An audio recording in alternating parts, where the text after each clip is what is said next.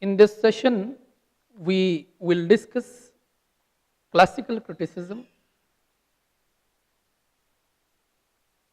with special reference to Plato and Aristotle.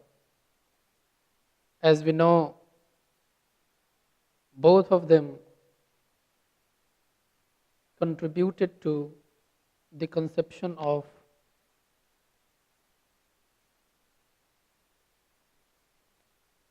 literary criticism, or say world literary criticism, especially English literary criticism.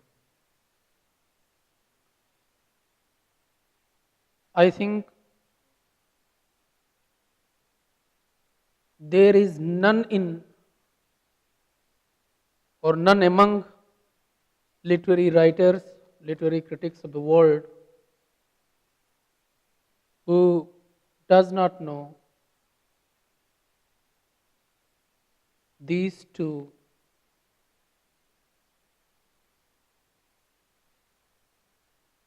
greatest people of intellect. Before discussing Plato and his ideas, we should understand what classical criticism is. Why do we call this school of criticism classical?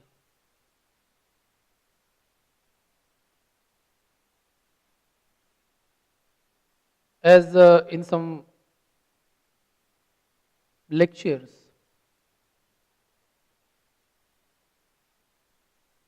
as I recall, I said about the importance of literal meaning of any word. And I personally do not defy of it or never ignore it. Whenever I start to understand anything, and if that thing is a bit complex, I prefer to go to dictionary and know its base, its root, in order to understand that thing in better manner. One of the lexicological meanings of the word classic refers to ancient Greek and Latin literature, history, philosophy, and art. Thus, classical criticism refers to the criticism of Greek and Latin literature, philosophy, art, and history.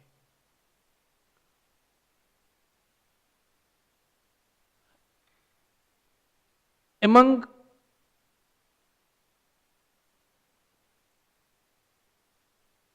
Greek and Latin philosophers, Plato is considered to be at the first chapter in the history of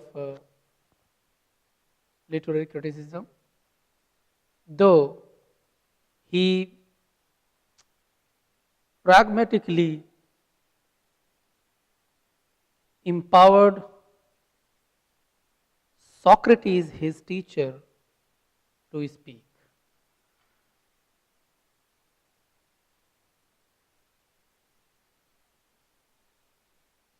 As we know, Plato was a student of Socrates. He was the founder of the academy in Athens.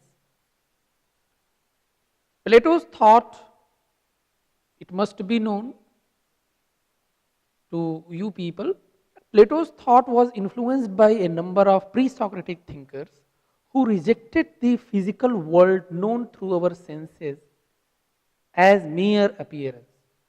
They sought to describe a reality underlying physical appearances. Heraclitus' theory was that all things in the universe are in a state of flux.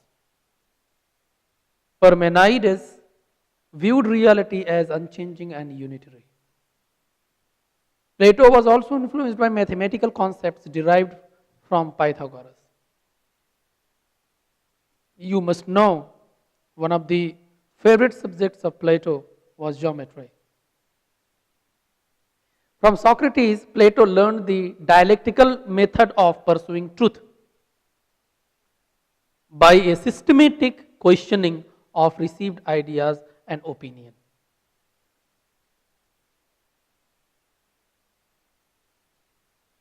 These are the background opinion how Plato was influenced and how he formed his ideas and why he did not like poetry of imitation, but he liked poetry of inspiration. He has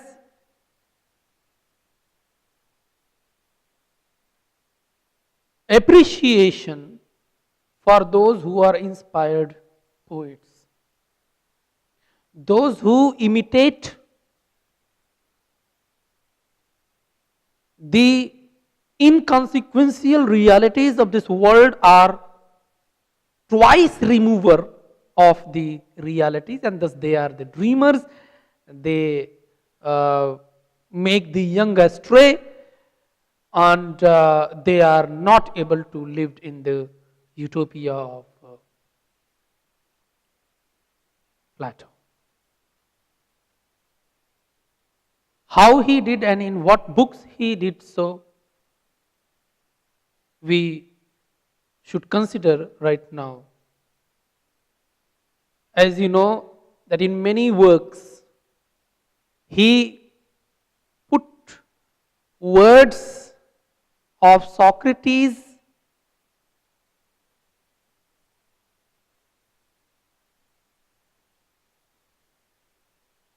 imagining his name, and he used the word Socrates as character in his books. Be it Phaedrus, Ion, Republic,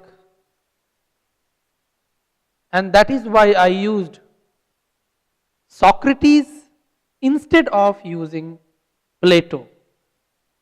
Because when I use here Socrates, these books have been had been come into the had been coming into the existence after the death of his teacher Socrates, and therefore one cannot think Socrates was living at the time of writing these books. But when I use here Socrates or the ideas of Socrates, I mean to say ideas of Plato through Socrates, because Plato gives his words to Socrates indirectly. He spoke his intention in relation to the learned material of philosophy of Socrates. Socrates declares in Phaedrus that there are various types of divine madness or possession, one of which is that the true poet.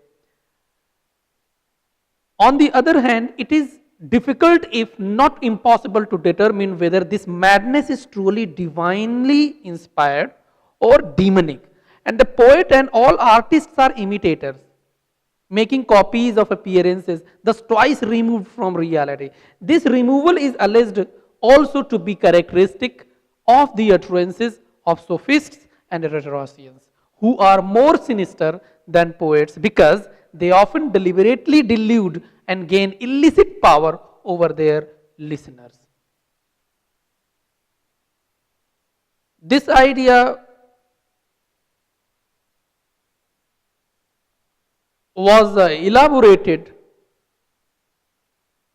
in his book Republic. He says Socrates speaks of acceptable and unacceptable stories and banishes the poets except those who limit their compositions to hymns or praises of the state.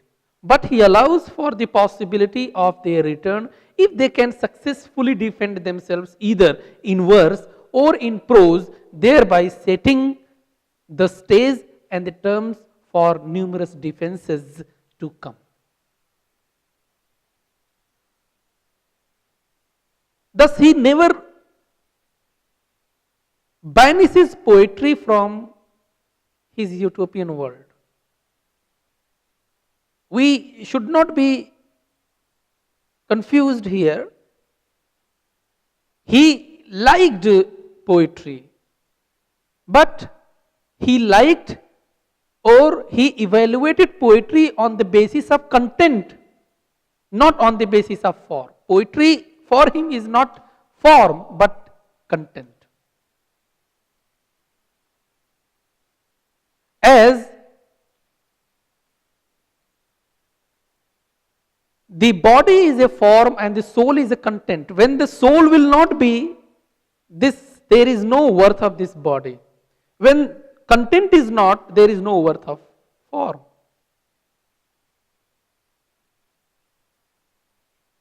So content should be inspiring, according to Plato or Socrates.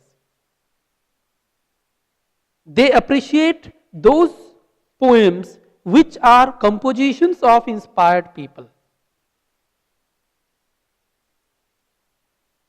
And those people are unaware with their states of mind, yet they create or they compose great poems.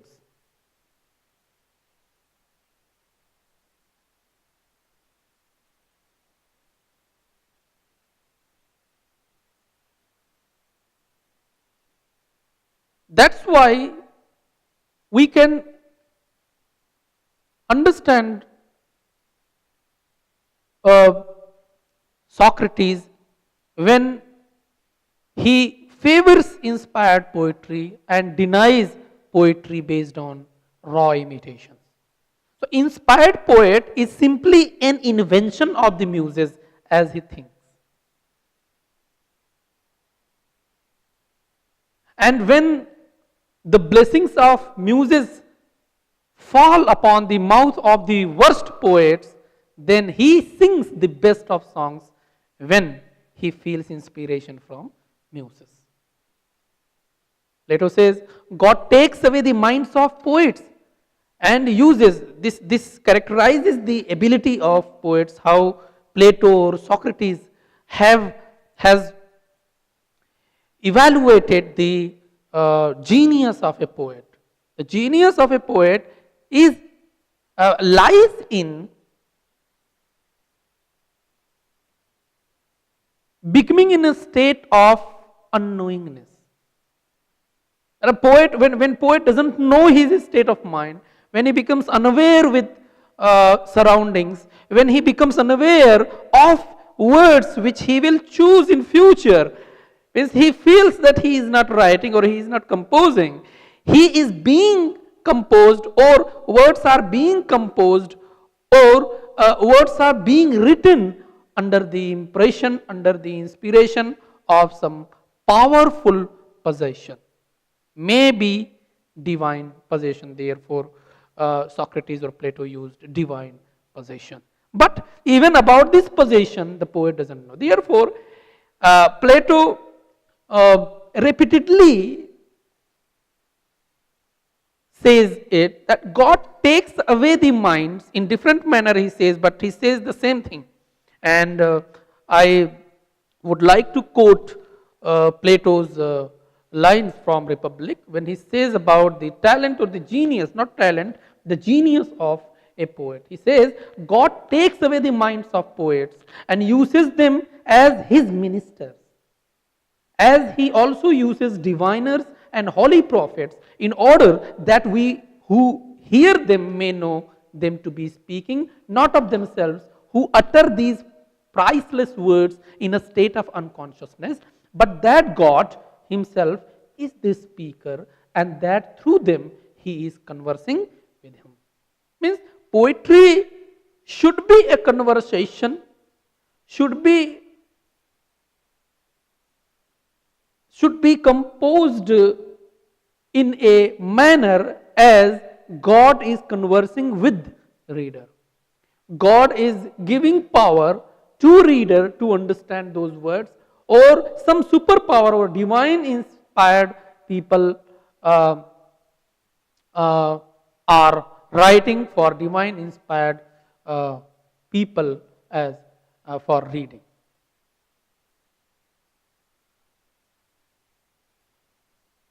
And he generalizes therefore for all good poets, epic as well as lyric, compose their beautiful poems not by art but because they are inspired and possessed. That is why I said he did not negate or he did not uh, exile or make the poet exiled from the utopian state, as we commonly say in our discussion, that Plato banished poets from his state. But what kind of poets are those whom Plato banished or banishes? It must be known. He is not defying poetry or the impact of poetry or impression of poetry, but he is choosy. He thinks poetry is required, but there are some certain visions that should be contained in poetry, that should be reflected at the time of reading it. For all good poets, epic as well as lyric, compose their beautiful poems not by art but because they are inspired and possessed.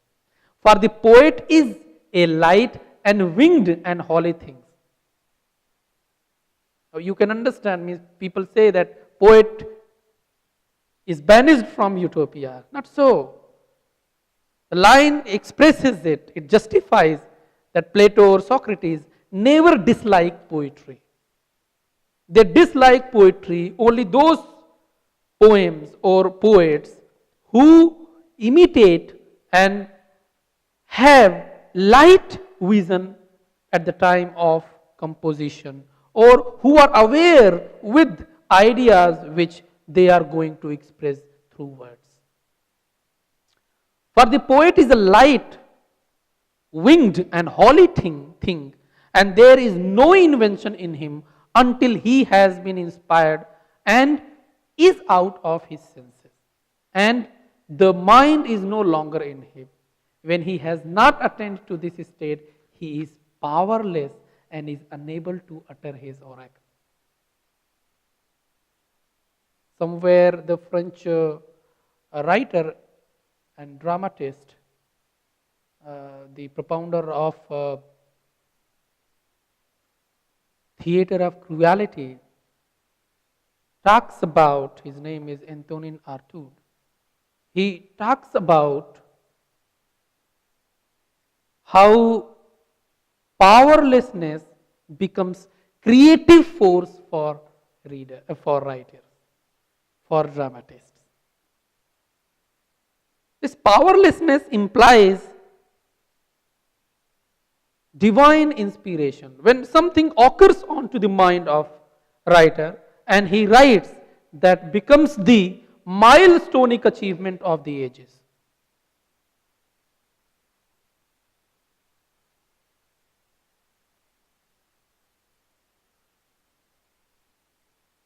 Now let us go ahead with the same proposition, how Plato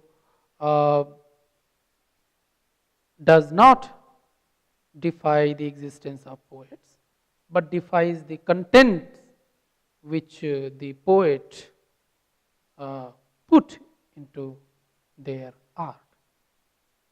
And he differentiates the good and bad poets, inspired and non-inspired poets. He justifies, we can justify by borrowing some more other lines of Plato from Republic chapter 2 and 3. Those who are not, I quote Plato, those who are not in their right mind are great poets. Because when mind is possessed by some divine inspiration, then the material mind or the mind of an individual will be no more at all. And at that particular time, in that particular space, he composes, whenever he composes, that poem becomes greater achievement of that man.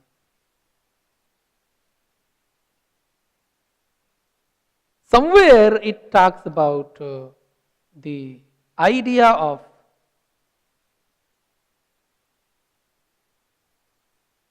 spontaneous overflow of powerful feeling. That feeling is so much powerful, as Wordsworth says, that poet forgets his existence and he composes. Spontaneity is entirely different from the word automatic. The word automatic. Automatic needs some force. Spontaneity does not need any kind of force. It occurs, then it occurs. And it occurs when it wants to occur. Spontaneity somewhere is identical to the idea of Plato's right mind. And not in right mind. Plato gives respect to those poets who are not in their right mind, who are possessed, who are inspired with some divine power, who are being driven by some divine power. Those who are not in their, I quote, right mind are great poets. Those who are in their mind are imitators and twice removed from reality. The former is praiseworthy, the latter one is dangerous to civilization and ethics. This is what fact. That's why I have been borrowing and quoting these lines of Plato's in the name of Socrates. Plato does not deny the existence of poem. He does not challenge, he does not banish poets from utopia, but yes, he banishes those who imitate the realities of this world.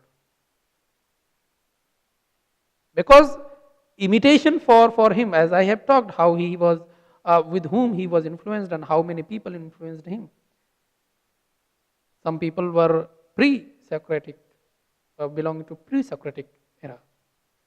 And they all of them were believing in the supernatural power inside man.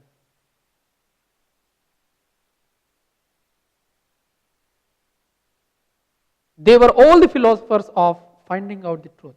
They were in the pursuit of truth.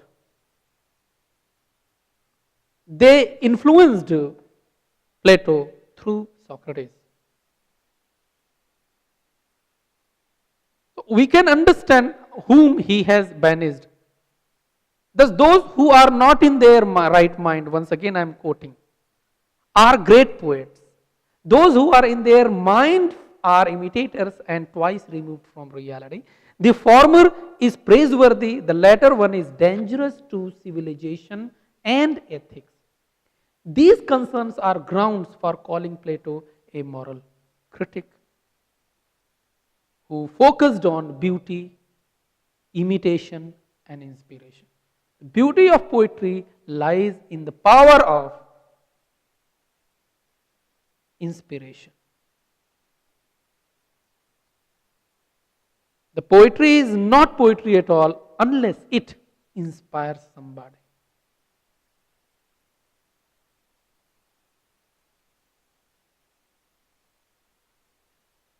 Imitation is dangerous. Inspiration is fruitful. Is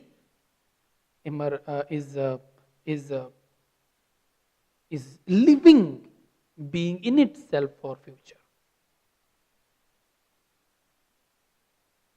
In the chapter 7th of Republic,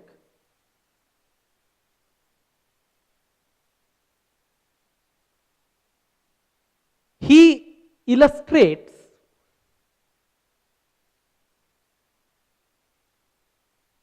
the poet who imitates the reality.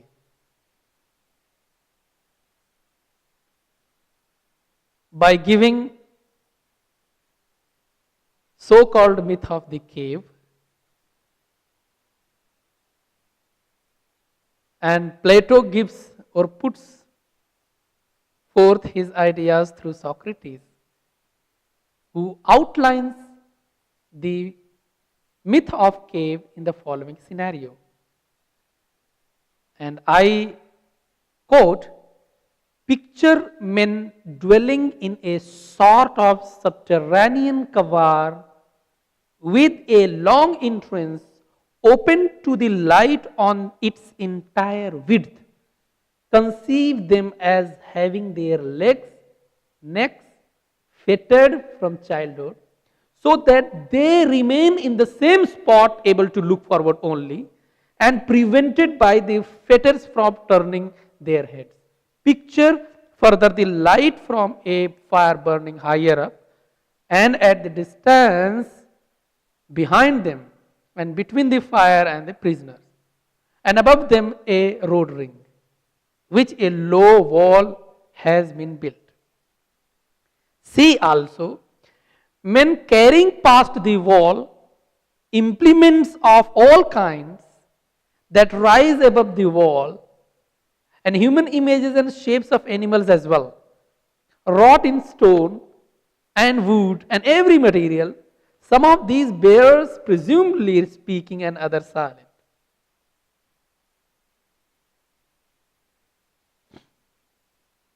Plato makes it clear that the cave in which men are imprisoned represents the physical world. Physical world, the world of illusion, world of where there is nothing but to exist out of what Marx has called materialistic productions. He makes clear that the cave in which men are imprisoned represents the physical world, and that the journey toward the light is the soul's ascension to the world of forms, the highest of which, like the sun, is the form of good, which is the cause of all that is right and beautiful at all.